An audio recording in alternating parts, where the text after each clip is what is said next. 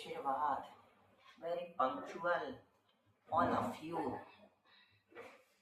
I am happy. Neetu कैसी हो? ठीक हो गई? आवाज से तो नहीं लग रहा है. हिम्मत करके पढ़ रही हो. हो जाओगी. स्वाध्याय शुरू कर दी तो अब जल्दी ठीक हो जाओगी. माता जी का आशीर्वाद. पहुंच गई पर्वत पे. वो स्वाध्याय करने से सातवें का बंद होता है क्या? निरंतर जितना भी असाता है ये बाद में पढ़ के पढ़ाएंगे कि जो अपन ने असाता कर्म बांधे है ना, वो तो एक अंतर्मुठ साता वेदनी बनती है, एक अंतर्मुठ असाता वेदनी बनती है. लगातार नहीं उदय रहता, बंध नहीं उदय है ना. तो साता वेदनी असाता वेदनी दोनों का उदय चलता रहता. लेकिन जो असाता का उदय आता ना, वो साता रूप होकर के चला जाता है. अगर अपना अनुभाग साता का अच्छा है तो अनुभाग. लेकिन वो जब बंद होता है तब तो उदय आता है ना. बंद अपन ने किया है, हर समय बंद होता है आठों कर्मों का.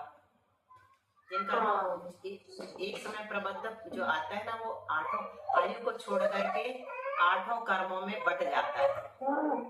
आयु को छोड़ करके 7 कर्मों में बंटवारा होता है. हर एक प्रति समय जितने भी कर्म परमाणु अपन बांधते हैं ना, प्रति समय उसको समय प्रबद्ध कहते हैं. वो 7 कर्मों में नियम से बटता है, बंटवारा होता है. बंटवारा भी कितना कितना होता है, वो संख्या लिखी इतने परमाणु मिलेंगे एक कर्म को.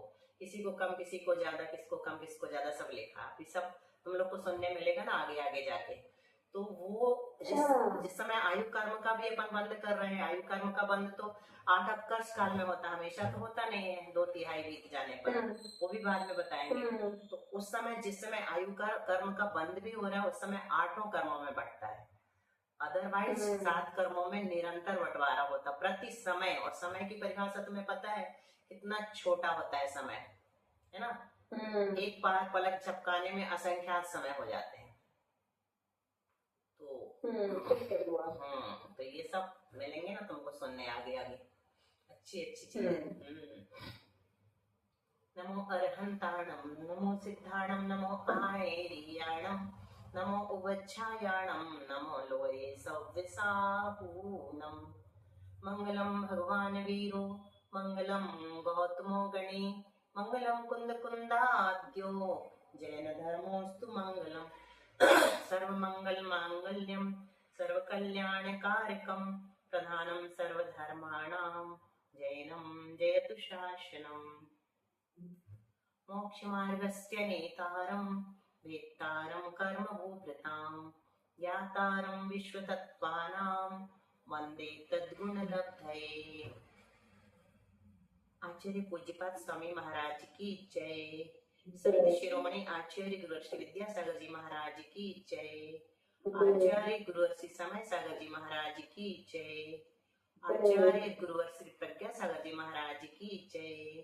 परम पूज्य गुरु श्री सरल सागर जी महाराज की जय. 3 करोड़ मुनि महाराज की जय. द्वादशा गजनवाणी माता की जय. संपूर्ण आरिका माता जी की जय. पूज्य गुरुमती दृढ़मती आदि सभी बड़ी माता जी की जय. आरिका से 105 चिंतनमती माता जी की जय. चलो तो अब हमारा सूत्र शुरू होने वाला है. सूत्र नंबर 3. तन्वी सर्गा दधि गमाध्वा. सब लोग एक बार बोल लो, क्योंकि अभी हम पूछ रहे हैं. बोलो सर्गा दधि गमाध्वा. बोलो विशेष. सर्गा दधि गमाध्वा. और नहीं सर्गा दधि. हाँ बोलो खुशबू. फिर से बोलो खुशबू. सर्गा दधि गमाध्वा. नीतू बोलोगी. चलो, ये हमने इसलिए बुलवाया है कि अब आगे के 3 सूत्र तुम लोग को बिना देखे बोलना पड़ेंगे अभी जब प्रश्न उत्तर चलेंगे. तो ठीक है. अर्थ सहित. तीसरे का अर्थ नहीं बताना, 2 का अर्थ बताएंगे, सूत्र तीनों बोलेंगे. चलो पहले यहीं से शुरू कर लेते हैं, फिर बाद में अगले प्रश्न करेंगे. वासु शुरू करो. नहीं, शुभी शुरू करो. वासु का सुधर जाएगा अगर कहीं का पॉइंट रह गया होगा तो. मोक्ष मार्ग से. ठीक है. देखिए मैं भी आंसर दूंगी। हाँ बहुत अच्छा। अरे आज तो रानू भी दिख रही है, very good, welcome. Mute mute खोलो रानू, अनम्यूट है तुम्हारा। चलो बोलो शुभी। हाँ बुआ। मोक्षमार्गस्य नेतारं वेत्तारं कर्मभूभृतां ज्ञातारं विश्वतत्त्वानां वन्दे तद्गुणनवतये। जो मोक्ष मार्ग के नेता है, कर्म रूपी पर्वतों के भेदता है, संपूर्ण तत्वों के ज्ञाता है, ऐसे उन जिनेंद्र देव को उनके गुणों की प्राप्ति, उन जैसे गुणों की प्राप्ति के लिए मैं नमस्कार करती हूँ। बहुत अच्छा। सम्यक दर्शन ज्ञान चारित्राणि मोक्ष मार्ग। सम्यक दर्शन, सम्यक ज्ञान, सम्यक चारित्र, ये तीनों मिलकर मोक्ष के मार्ग हैं, अथवा इन तीनों की एकता मोक्ष का मार्ग है। तत्वार्थ श्रद्धानम सम्यक दर्शनम, जो पदार्थ जिस रूप में अवस्थित है उसको उसी रूप में जानना एवं श्रद्धान करना सम्यक दर्शन है। तन्ने सर्गा गति गमाद्वा। बहुत अच्छा, बस यही था। चलो विशेष वासु। जी। मोक्षमार्गस्य नेतारं वेत्तारं कर्मभूभृतां ज्ञातारं विश्वतत्त्वानां वन्दे तद्गुणलब्धये। जो मोक्ष मार्ग के नेता हैं, कर्म रूपी पर्वतों को भेदने वाले हैं, जो समस्त तत्वों के ज्ञाता हैं, उनकी मैं उन समान गुणों की प्राप्ति के लिए वंदना करता हूँ। बहुत अच्छा। सम्यक दर्शन ज्ञान चारित्राणि मोक्ष मार्ग। सम्यक दर्शन, सम्यक ज्ञान, सम्यक चारित्र, ये तीनों मिलकर मोक्ष का मार्ग है। बहुत अच्छा। तत्वार्थ श्रद्धानम सम्यक दर्शनम, अपने अपने पदार्थ को उनके स्वरूप श्रद्धान करना सम्यक तत्वार्थ श्रद्धानम सम्यक दर्शन है। पदार्थों का यथार्थ रूप, हाँ ये वाला बोलो, ये सही अर्थ है। हाँ, पदार्थों का यथार्थ रूप श्रद्धान करना, सम्यक दर्शन। जो जिस स्वरूप में स्थित है उसको, उस पदार्थ को उस स्वरूप जानना सम्यक दर्शन है। ठीक है। तन्निसर्गा दधि गमाद्वा। यथार्थ रूप से श्रद्धान करना भी बोल दोगे तो सही है। उसका अर्थ ही है जो जिस रूप से अवस्थित है उसको उस रूप से जानना सम्यक दर्शन है। चलो अब नीतू, नीतू बोलो ये बना। बोलो। मोक्ष मार्ग से नेतारं वेत्तारं कर्मभूभृतां ज्ञातारं विश्वतत्त्वानां वन्दे तद्गुणलब्धये। जो मोक्ष मार्ग के नेता है, कर्म रूपी पर्वतों के भेदता है, ज्ञातारं विश्वतत्त्वानां, और संपूर्ण तत्व के जो ज्ञाता है, ऐसे उन जिनेंद्र देव को उनके जैसे, उन्हीं के जैसे गुणों की प्राप्ति के लिए मैं नमस्कार करती हूँ। कितना सुंदर सम्यक दर्शन ज्ञान चारित्राणि मोक्ष मार्ग। बहुत अच्छा। चलो सम्यक दर्शन, सम्यक ज्ञान और सम्यक चारित्र, ये तीनों मिलकर मोक्ष के मार्ग है, अथवा इन तीनों की एकता ही मोक्ष मार्ग है। तत्वार्थ श्रद्धानम सम्यक दर्शन। तत्व अर्थात जो पदार्थ जिस रूप में अवस्थित है उस पदार्थ को उसी रूप में जानना और श्रद्धान करना सम्यक दर्शन है। तन्नी सर्गा गति गमाद्वा। बस बहुत अच्छा। तुम स्वस्थ नहीं थे, फिर इतनी अच्छी तैयारी कैसे हो गई तुम्हारी? चलो खुशबू बोलोगी? नहीं है मैंने। हाँ कोई बात नहीं, कोई बात नहीं, नहीं कोई बात नहीं। पूछ रहे हैं इसलिए पूछ रहे थे, कहीं तुम लोग की इच्छा हो और हमने पूछा नहीं तो तुम वंचित रह जाओगी ना बोलने से, इसलिए पूछ। खुद से बोल। हाँ जब बोलना होगा खुद से बताना कि आज हम भी बताएंगे, ठीक है? और मिनी नहीं आई क्या आज? दिव्या हम पढ़ेंगे क्या? कुछ होना चाहिए ना। क्या पढ़ेंगे कैसे? पढ़ना है तो कैसे? हमने पीडीएफ डाली है, पीडीएफ डाली है ग्रुप में, तुमको ऐड कर देंगे फिर से डाल देंगे। ठीक, पीडीएफ डाली है इसकी सर्वार सिद्धि। पढ़ने की कुछ नहीं है ना, थोड़ा सा खुद से पढ़ो। क्या नहीं है? पढ़ने के लिए कोई पुस्तक कॉपी नहीं है। हाँ उसी को तो पीडीएफ कहते हैं। ये जो दिख रहा है ना, ये तुम्हारे मोबाइल में डाल देंगे। डालिए वो ग्रुप में, तुम ऐड नहीं, अभी है नहीं, मतलब पीडीएफ भी अभी है लेकिन तुमको उस ग्रुप में ऐड नहीं किया है। तो ये सर्वार सिद्धि कक्षा के नाम से बनाया है ग्रुप वासु ने, उसमें तुमको भी ऐड कर देंगे तो सब मिलेगा, है ना? नहीं तो फिर अलग अलग। हाँ हम कर देंगे आगे, ठीक है। मिनी पढ़ो मंगलाचरण से अनम्यूट करके। हाँ बोलो।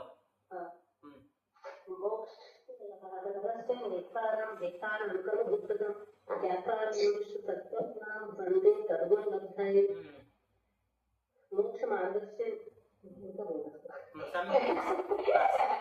हाँ, रिया पढ़ रही क्या? तू भी पढ़ेगी यार? चलो मंगलाचरण का आता है। हाँ बोलो रिया, तुम भी मंगलाचरण जल्दी से, फिर हम आगे बढ़े। मंगलाचरण बस बोलना तुम दोनों को, और कुछ नहीं। बोलो। नेतारम नेतारम कर्मभूप्रताम ज्ञातारम विष्णुतत्पारम वंदे तद्गुणदत्तम। हाँ, इसमें जो मोक्ष मार्ग के नेता है, कर्म रूपी पर्वतों को भेजने वाले हैं, ऐसे वीरेंद्र देव के गुणों को ग्रहण करने के लिए मैं उनके बंधन कर। बहुत अच्छा। और विश्व संपूर्ण तत्वों के ज्ञाता छोड़ दिया, ये भी बोल देना। हाँ, और भेदतारम में डबलता बोलना, भेतारम नहीं भेदतारम, ठीक है। चलो अब बताओ, तुम ही बताओ, सबसे पहले मिनी से शुरू करते। 6 खंडों के नाम बताओ, षटखंडागम के। और मिनी। जीव उत्थान, क्षुद्रबंध, शूद्रबंध, वेदना, वर्गणा, बंध स्वामित्व, महाबंध। बहुत अच्छा। चलो, और शुभी, महावीर भगवान के कितने निर्वाण के कितने समय के पश्चात श्रुत की परंपरा समाप्त हो गई? मतलब कितने समय तक चलती रही? शुरुदीन बताया था 683। हाँ, 683 वर्ष, याद रखना है ना। शुरुदीन बताया था, लेकिन रिपीट नहीं किया। महावीर भगवान के निर्वाण के बाद 683 वर्ष तक श्रुत की परंपरा चलती रही। उसके बाद श्रुत परंपरा समाप्त हो गई, मतलब फिर लिपिबद्ध हुए ग्रंथ। तो पहला ग्रंथ जो लिपिबद्ध हुआ उसका नाम था षटखंडागम, और उसी समय दूसरा जो ग्रंथ लिपिबद्ध हुआ उसका नाम धर्सेनाचार्य का ग्रंथ कौन सा था? कषाय पाठ। कषाय पाठ। हाँ, गुणधराचार्य का। हमने अभी कुछ और बोल दिया क्या? दर्शनाचार्य ने तो पढ़ाया था, उन्होंने कुछ नहीं लिखा। पुष्पदंत भूतवली का षटखंडागम और गुणधराचार्य का कषाय पाहुड़, ठीक है। षटखंडागम की टीका का नाम क्या है? एक प्रश्न का उत्तर शुभी देगी, दूसरे का वासु। षटखंडागम की टीका का नाम क्या है? धबला जी। धबला जी। उसकी कितनी पुस्तकें हैं वासु? 16, ठीक है। तो कषाय पाहुड़ की टीका का नाम क्या है शुभी? जय धबला जी। हाँ, उसकी कितनी पुस्तकें हैं? उसके साथ महाबंध की 7। हाँ, उसकी भी 16 हाँ, उसकी भी 16 है। तो टोटल कितनी बनाई? 16 दूनी 32 और 7 39। 39। हाँ, श्रेयस तुम भी आ गए हो, तुमने 6 खंड के नाम याद किए हो क्या? श्रेयस म्यूट अनम्यूट करो। हाँ याद है, 6 खंड के नाम याद कर। हाँ चलो बता दो तो तुम भी आज थोड़ा, तुमको भी सुन ले लो। जीव स्थान, शूद्रबंध, वेदना, वर्गणा, बंध स्वामित्व और महाबंध। बहुत बढ़िया। ये पता है, स्वाध्याय करने वालों में से आधे से ज्यादा लोगों को याद नहीं है, जो तुम छोटे बच्चों की क्लास में हमने करवा दिया। हम ही लोगों में से हमारी बड़ी क्लास में कईयों को याद नहीं होगा, भी पता है, नहीं करते याद। लेकिन चूंकि अपन ने लक्ष्य बनाया कि शास्त्र, छोटी ने अपने को प्रेरित किया था ना, छोटी बुआ ने, कि शास्त्र जी और आचार्यों के नाम याद करो, पंडित जी कहा करते थे, इससे ज्ञान में प्रखरता आती है। तो अपन ने सबसे उद्गम स्थान से शुरू किया है, ठीक है। चलो, तो अपना ये हो गया, और प्रश्न अभी बीच बीच में लाते जाएंगे। अब चलते हैं, अब जीवादि पदार्थों को, रानू ध्यान से सुनना है, कल से तुमसे पूछेंगे थोड़ा थोड़ा। जीवादि पदार्थों को विषय करने वाला, मतलब ये जीव अजीव। हाँ, 7 तत्वों के नाम कौन बताएगा? 7 तत्व। हाँ बोलो, कल सूत्र में बोले थे, आज भी सूत्र में बोल दो। हम बोल रहे हैं। हाँ बोलो तुम। जीवाजीव आत्मा बंध संबर निजरा मुमसास तत्व। ये 7 तत्व हैं। तो इन्हीं जीवादि पदार्थों को, यहाँ पदार्थ के, अच्छा पदार्थ 7 तत्व के अलावा 6 क्या है? द्रव्य कितनी है? 6 नाम बताओ। जीव पुद्गल धर्म अधर्म आकाश काल। धर्म अधर्म आकाश और काल। वास्तु 9 पदार्थों के नाम बताओ। क्या हुआ? 9 पदार्थों के। पुण्य पाप जुड़ जाएंगे। हाँ, 7। बहुत बढ़िया श्रेयस। 7 तत्व में पुण्य पाप को और जोड़ दिया। 5 अस्तिकाय के नाम बताओ। 6 द्रव्य में से किसको कम कर दिया? 6 द्रव्य में से एक द्रव्य को कम कर दो, अंतिम द्रव्य को, द्रव्य को। तो बाकी के जो 5 है, जीव पुद्गल धर्म धर्म और आकाश, ये अस्तिकाय कहलाते हैं। ये क्यों कहलाते हैं 5वें अध्याय में अपन पढ़ेंगे। अभी सिर्फ नाम देखा है ना। अच्छा हाँ, 14 गुण स्थानों के 7 गुण स्थानों के नाम अभी थोड़ा सा पढ़ के पूछेंगे, ठीक है? दीदी मैं बोलूं 14 के। हाँ बोल दो, चलो।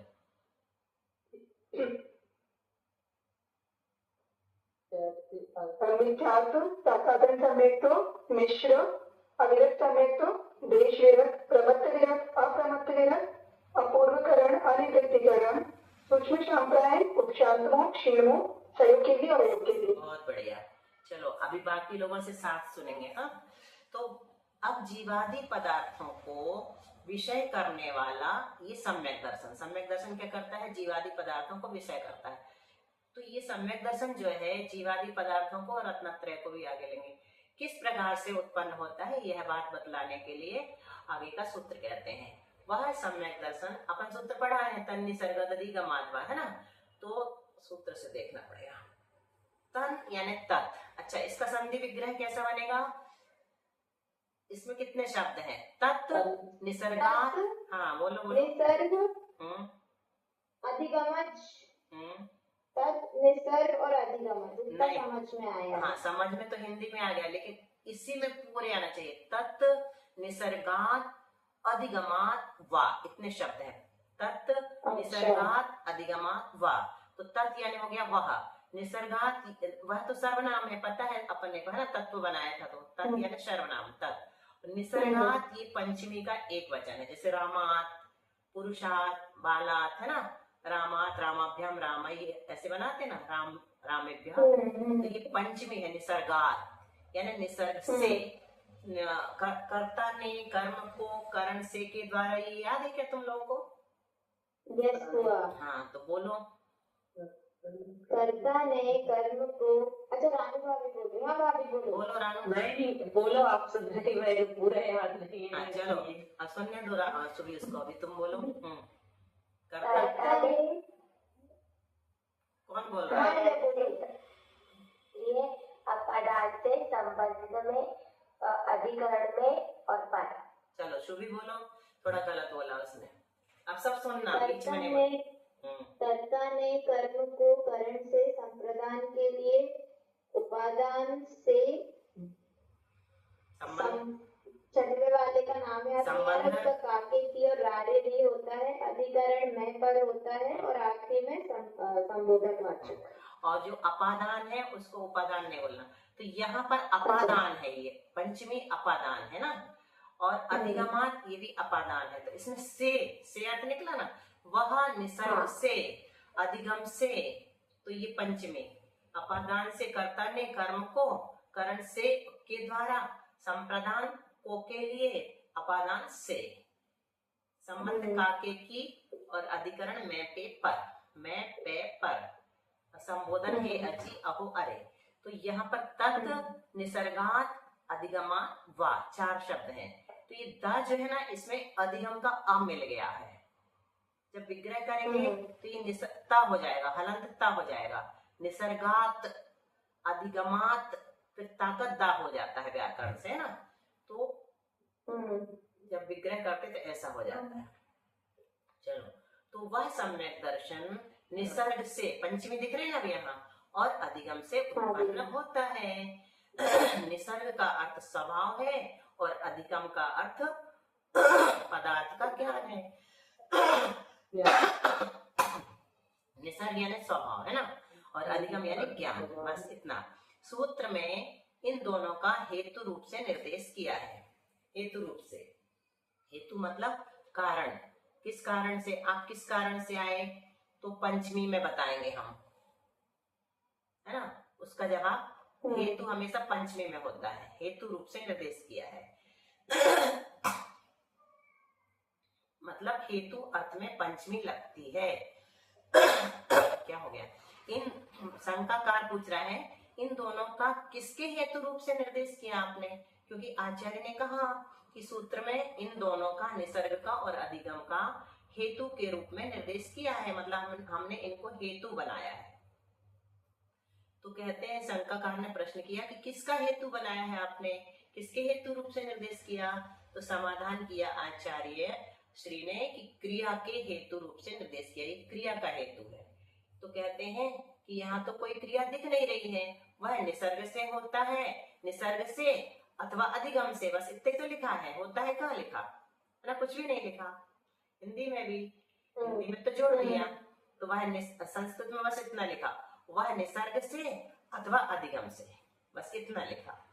तो शंकाकार ने पूछ लिया वह कौन सी क्रिया है? क्रिया तो दिखाई नहीं रही सूत्र में, हिंदी में भले लिख दिया। तो समाधान करते हैं उत्पन्न होता है, ये क्रिया है। उत्पन्न होना क्रिया है ना, प्रोडक्शन, प्रोड्यूस, तो उत्पन्न होता है ये क्रिया है। ये इसमें इन्वर्टेड कॉमास लगाए हैं, मतलब ये जवाब दिया। तो यह क्रिया है, उत्पन्न होता है, यह क्रिया है। यद्यपि, अब देखो ये विशेष बात, यद्यपि इस क्रिया का उल्लेख सूत्र में नहीं किया गया है। किसका? उत्पद्यते का। यद्यपि इसका उल्लेख सूत्र में नहीं किया गया है, तथापि इसका अध्याहार कर लेना चाहिए। अध्याहार कर लेना चाहिए मतलब इसको ग्रहण कर लेना चाहिए, जोड़ लेना चाहिए। क्यों जोड़ लेना चाहिए? क्योंकि सूत्र उपस्कार सहित होते हैं। मतलब देखो आचार्य लोग क्या कहते हैं मालूम, सूत्र जो है जितना छोटा हो उतना ही श्रेष्ठ माना जाता है। तो जो सूत्र बनाने वाले होते हैं वो सूत्र बनाते समय एक एक अक्षर बचाना चाहते हैं, और एक अक्षर भी अगर वो बचा लेते हैं ना तो पुत्र उत्पत्ति के बराबर खुशी कर मानते हैं। मतलब एक अक्षर बचा करके भी पूरा अर्थ निकल गया उस सूत्र से, तो समझ लीजिए वो बहुत बड़े बुद्धिमान आचार्य हैं या लेखक हैं। तो यहाँ पे कह रहे हैं कि तथापि इसका अध्ययन कर लेना चाहिए क्योंकि सूत्र उपस्कार सहित होते हैं। यह सम्यक दर्शन निसर्ग से और अधिगम से होता है, उत्पन्न होता है, यह इस सूत्र का तात्पर्य है। बस इस सूत्र का अर्थ क्या निकला? क्या निकला? ये आखिरी लाइन निकला वह सम्यक दर्शन अधिगम से उत्पन्न होता है। ठीक है, बोलो सुबीर।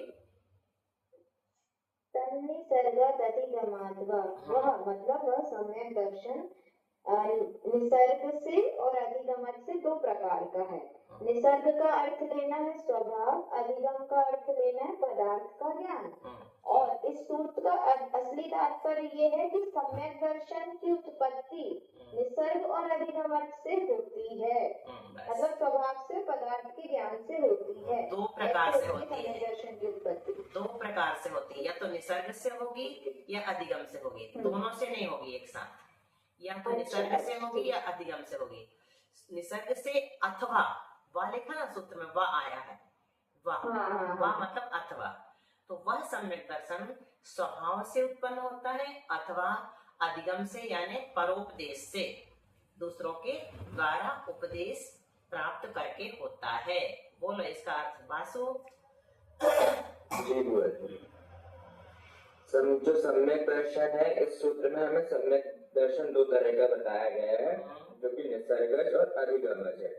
तो निसर्गज जो है, जो स्वभाव से सम्यक दर्शन होता है वो निसर्गज हो गया, परोपदेश से जो सम्यक दर्शन होता है वो अधिगमज सम्यक दर्शन हो गया। श्रेयस बताओ। हाँ बुआ जी, तन्निसर्गात् अधिगमाद्वा, जो सम्यक दर्शन है वो दो प्रकार का होता है, एक निसर्ग से और एक अधिगमन से।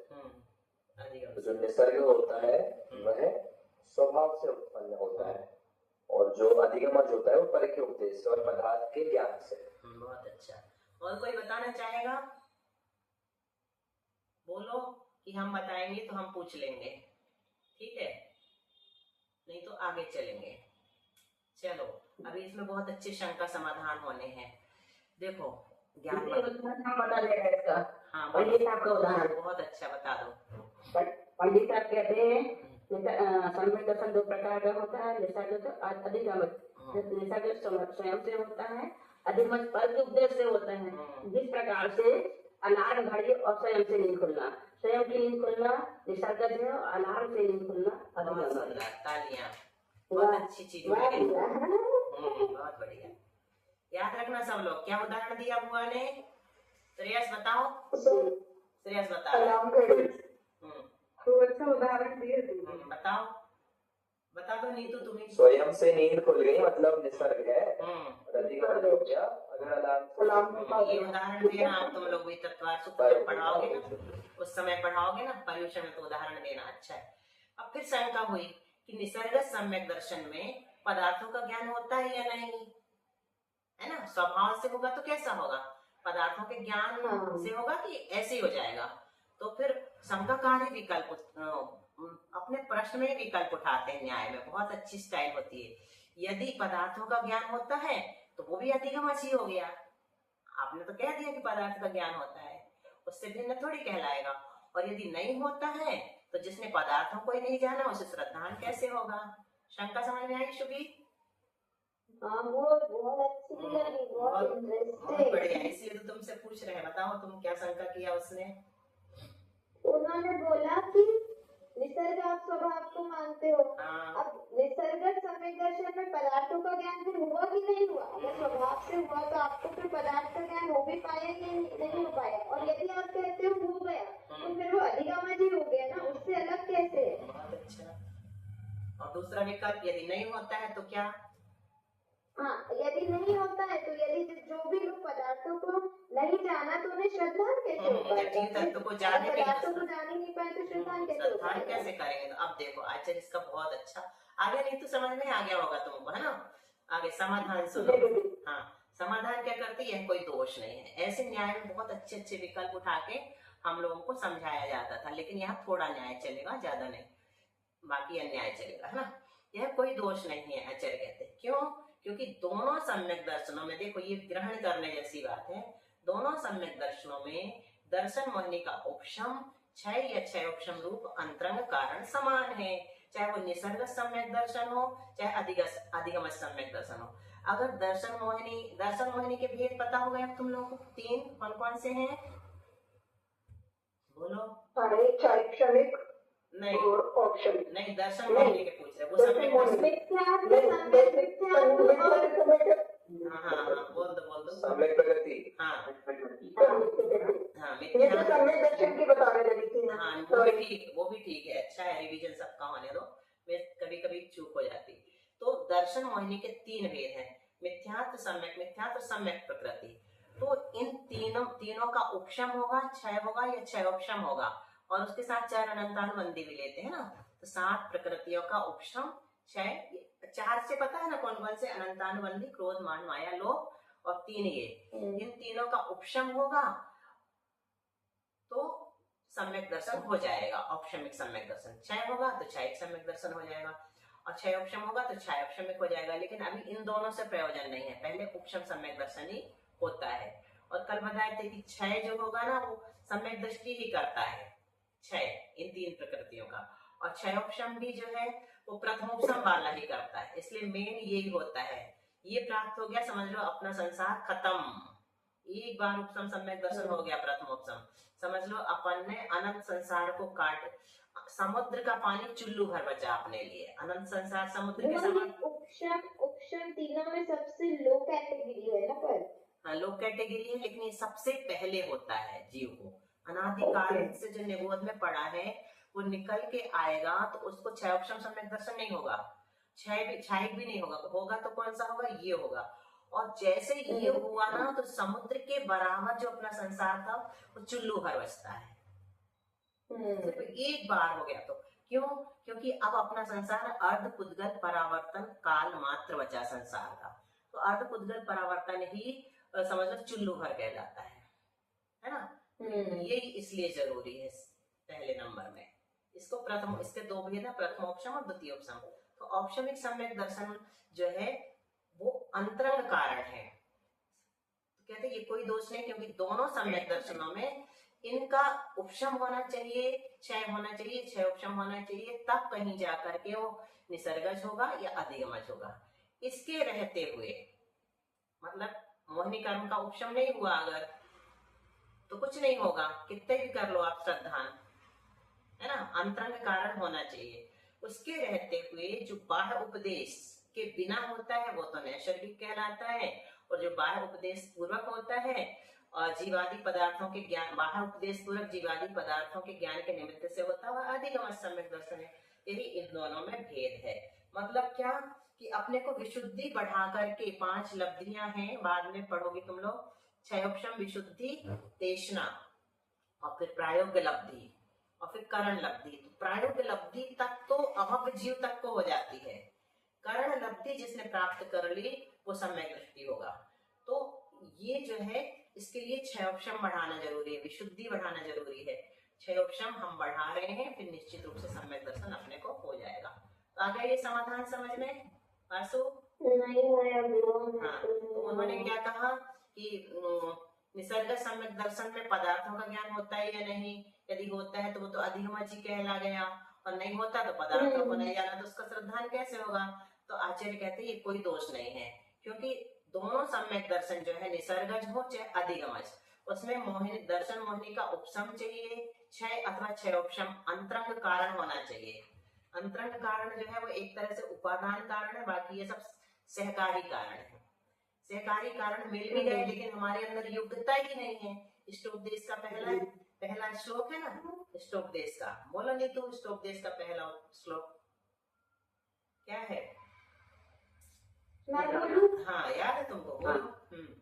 यस्य स्वयं स्वभावात् प्रभावे कृष्ण कर्मणा तस्मै संज्ञान रूपाय नमोस्तु परमात्मने। दूसरा बोलो, दूसरे की पहली लाइन में इसका आंसर है। योग्योपादान, योगेन। हाँ, अच्छा, योग्योपादान योगेन दृष्टा कर्मतामता स्वर्णतामता, बस इतना ही। दृष्टा स्वर्ण, योग उपादान का योग क्या है यहाँ पर? दर्शन मोहिनी का उपशम। अगर हमारे अंदर योग उपादान ही नहीं है तो न निसर्गज हो सकता है, ना अधिगमज हो सकता है। तो अंतरंग कारण अपने को योग्यता चाहिए अपने अंदर में। बुआ, इसका मतलब ये क्या, मान लो मेरे अगर दर्शन मोहिनी कर्म का क्षय उपशम और क्षयोपशम कोई भी नहीं हुआ तो फिर मेरे को सम्यक दर्शन नहीं होगा, इसका मतलब ये है क्या? नहीं, इसका मतलब ये नहीं है। मतलब दर्शन मोहिनी के उपशम करने की योग्यता होना चाहिए अपने अंदर। अच्छा, योग्यता होनी चाहिए। योग्योपादान तो कर पा रहे हैं या नहीं वो नहीं पता। हाँ, मतलब वो अंतरंग कारण है। पहले आप उसको करो, दर्शन मोहिनी का उपशम होगा, तब कहीं जाकर के वो निसर्गज और अधिगमज काम आएंगे।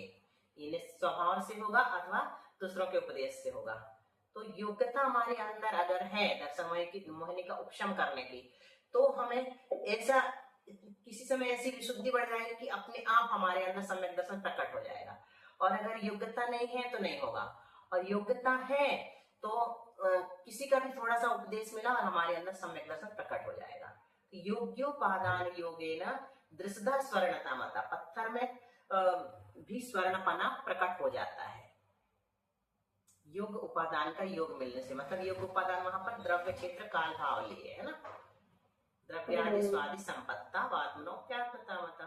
यहाँ पर और बताते हैं वो, देखो, इसके रहते हुए जो बाह्य उपदेश के बिना होता है वह नैसर्गिक सम्यक दर्शन है, और जो बाह्य उपदेश पूर्वक जीवादि पदार्थों के ज्ञान के निमित्त से होता है वह अधिगम सम्यक दर्शन है। यही इन दोनों में भेद है। ठीक है। चलो अब 7 गुण स्थानों के नाम बताओ।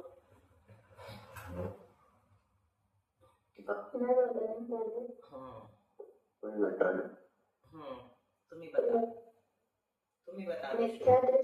मिथ्या दृष्टि, साधन सम्यक दृष्टि, मिश्र असंयत सम्यक दृष्टि, संयत असंयत, प्रमत्त संयत, अप्रमत्त संयत। बहुत अच्छा, वासु हो गया। हाँ, मिथ्या दृष्टि, साधन सम्यक दृष्टि, मिश्र असंयत सम्यक दृष्टि, संयत असंयत, प्रमत्त संयत, अप्रमत्त संयत।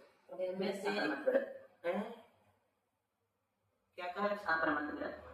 प्रमत्त विरत, अप्रमत्त विरत। हाँ, विरत कह देते हैं, गुण स्थान में विरत बोलते हैं। और जब उनकी बात करते हैं तो प्रमत्त संयत कर, छठे गुण स्थान वार्ती को प्रमत्त संयत जीव कहते हैं। छठे गुण स्थान का नाम प्रमत्त विरत, ऐसे कहते हैं। दोनों चलते हैं, लेकिन प्रमत्त विरत, अप्रमत्त विरत। और 8वें गुण स्थान 9वें, 10वें और 11वें, 4 को याद करना है कल। 8वें गुण स्थान का नाम छोटी बुआ बता देंगी, चारों के नाम से याद करा दो इनको। अपूर्व कर्ण, वृत्ति कर्ण, सूक्ष्म संप्राण और शांत रूप। बोलो शुभी, हो गया याद? अपूर्वकरण, अनिवृत्तिकरण, सूक्ष्म संप्राय और शांत रूप। वासु तुम अकेले बोलो। हाँ सही बोला, वासु तुम अकेले बोलो। वासु बोलो फिर से। अपूर्वकरण, अनिवृत्तिकरण, शांत रूप, सूक्ष्म संप्राय और शांत रूप। हिया बोलो, मिनी बोलो, खुशबू, कल याद कर लेना। चलो अब ये जो है ना, इसमें एक चीज और बता देते हैं। 8वें, 9वें, 10वें गुण, 11वें और 12वें गुण स्थान तक 2 श्रेणी होती है। 8, 9, 10, 11 ये 4 गुण स्थान उपशम श्रेणी के हैं, और 8, 9, 10, 12 ये 4 गुण स्थान छपक श्रेणी के हैं।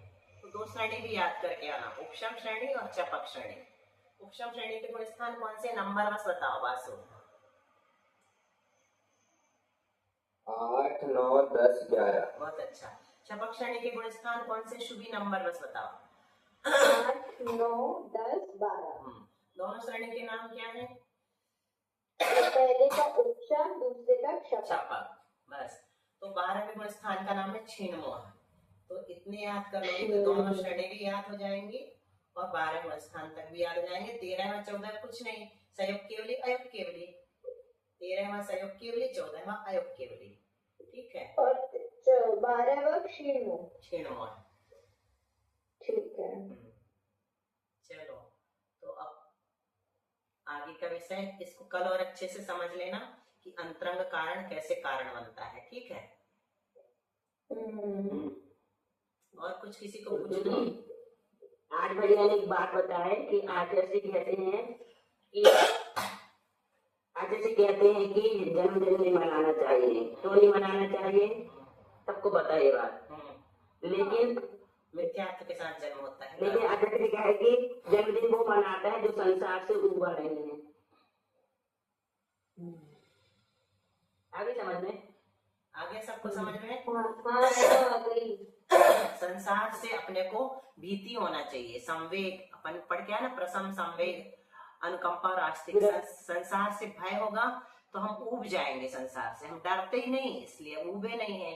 तो खूब जन्मदिन मना के खुशियां मनाते हैं, लेकिन फिर भी हमें मनुष्य, फिर भी हम वही बोल रहे थे। फिर ऐसे भी तो ले सकते हैं कि ने बोले टेम्पल डे मनाओ, जिस दिन सूरज मंदिर होता है, 45 मंदिर जाते हैं, उस दिन बहुत हमारा सही जन्मदिन है, तुम जैन बन गए उस दिन जाके। तो टेम्पल डे 45 दिन में होता है, उस दिन जन्मदिन मनाओ, खूब खुशियां मनाओ। आज हम मंदिर में पहली बार भगवान के दर्शन किए थे। चलो वासु कुछ बोल रहा है, इसको ऐसा भी तो ले सकते। क्या कह रहे तुम?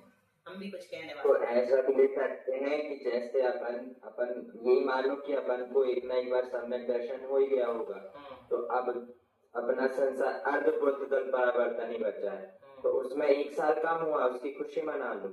और ये भी हम कह रहे हैं कि मनुष्य भाव मिला हमें, मनुष्य भाव में मिला इतना अच्छा कुल मिला, परिवार मिला, संगी पंचेंद्रिय हुए, इसकी खुशी मना लो। तो आचार्य का कहना भी ठीक है, ये त्यागवाद है। अपन इस अपेक्षा से भी खुश रहो, उस अपेक्षा से भी स्वीकार करो। आज गला खराब। साधना कहाँ है? साधना कहाँ है? जिनवाणी स्तुति आधा मिनट बचे नहीं है। चलो वासु बोल लो। मिथ्यात्व को ज्ञान के प्रकाश को अपरिभाष को मानसिक सहोदर जान को मंद विधिमान को सपरिक्षण को परम ब्रह्मणि है अनुभव बताए को जीव के अपना सिंगर हो न सकता है, देखो यही जिनवाणी है। नमोकार मंत्र द्वादशांग जिनवाणी माता की जय।